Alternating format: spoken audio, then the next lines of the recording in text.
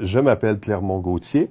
Je suis professeur à l'Université Laval, cofondateur du CRIFP. Bon, à l'origine, le CRIFP, ça s'appelait pas le CRIFP, ça s'appelait le GRISE. C'est un groupe de recherche qu'on a commencé, Maurice Tardif, moi, Claude Lessard et quelques collègues ici. On a fait ça à l'Université Laval en collaboration avec l'Université de Montréal et on a mis sur pied cette petite équipe de recherche-là.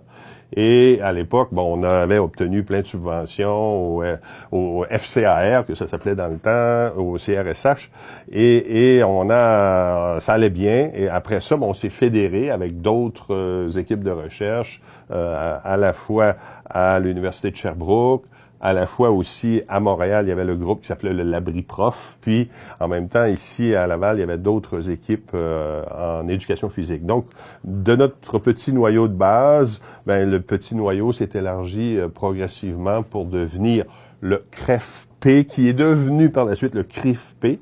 Le E s'est transformé en I pour indiquer le côté interuniversitaire vraiment et le marquer de façon claire.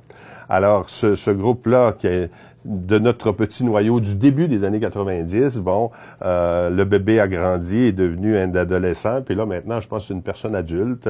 Le CRIFP est quand même un énorme centre de recherche très très performant, très très connu également. Je suis titulaire de la chaire de recherche du Canada en formation à l'enseignement. Alors la formation à l'enseignement fait partie de mes préoccupations, mais il y a un aspect précis de la formation à l'enseignement qui m'intéresse, c'est la pédagogie.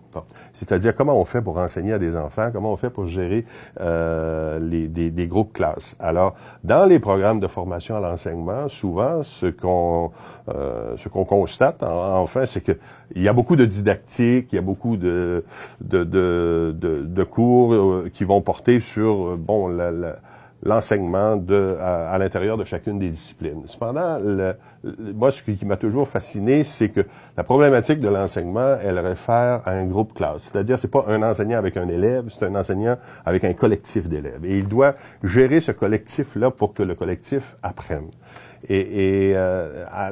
Donc, il a à la fois mobilisé un certain nombre de stratégies pour favoriser l'apprentissage des élèves, mais il a aussi à mobiliser un certain nombre de stratégies pour favoriser la cohésion de son groupe ou la gestion de sa classe, comme on appelle. Donc, gérer les conduites pour faire en sorte que le climat soit suffisamment harmonieux pour que les élèves apprennent. Alors, l'autre élément des recherches qui m'intéresse, de ce qu'on a mené au cours des dernières années, c'est de voir la posture des organismes internationaux lorsqu'ils soutiennent des réformes dans les pays en développement. On le sait, non seulement les pays du Nord ont mené des réformes au cours des dernières années, les pays en développement aussi, dans le sillage des pays du Nord, ont conduit des réformes, à la fois des réformes curriculaires, mais des réformes de leur système de formation à l'enseignement. De sorte que, et moi c'était ça qui était venu, qui était la source de ma préoccupation lorsqu'on a débuté le projet de recherche, c'est-à-dire, au fond, je vois des projets mis de l'avant par ces organismes-là dans les pays en développement qui ne me semblent avoir aucune allure. Aucune allure au sens où, non seulement ça ne semble pas basé sur des données probantes, mais en plus, je suis à peu près assuré de l'échec de ces projets-là, compte tenu du contexte difficile dans lequel ça se déploie, c'est-à-dire des classes avec des effectifs pléthoriques, des enseignants pas formés, des enseignants aussi qui ne disposent d'aucun matériel. Alors, quand tu es dans des conditions comme ça, il est pratiquement impossible d'arriver à implanter des réformes qui arrivent à peine à accoucher dans des pays dans lesquels les meilleures conditions se déploient. Bon, alors c'est comme un échec chronique d'un échec annoncé.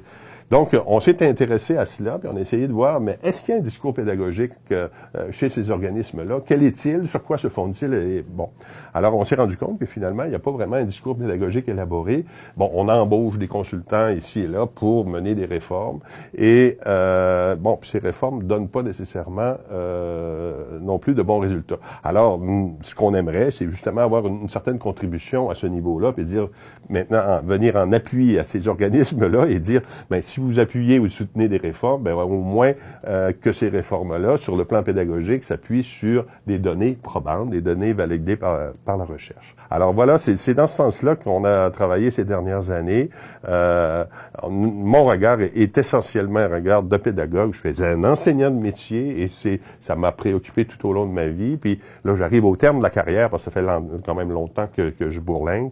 Et là, ben, il me semble qu'on a un héritage à laisser. Puis c'est ce que je cherchais au début, c'est de dire comment on fait pour enseigner. Est-ce qu'il y a des bonnes pratiques pour enseigner? J'ai commencé avec ça. Quand j'ai été formé à l'enseignement, je trouvais qu'on ne nous en donnait pas. Je comprends maintenant pourquoi on ne nous en donnait pas, parce qu'il n'y avait pas de recherche en enseignement qui se faisait dans les classes à l'époque. Mais maintenant, je pense qu'on peut arriver 40 ans plus tard et dire, ben voilà, ici, on a un certain nombre de stratégies qui semblent fonctionner. Alors voilà, il me semble que c'est un beau cadeau pour terminer sa carrière.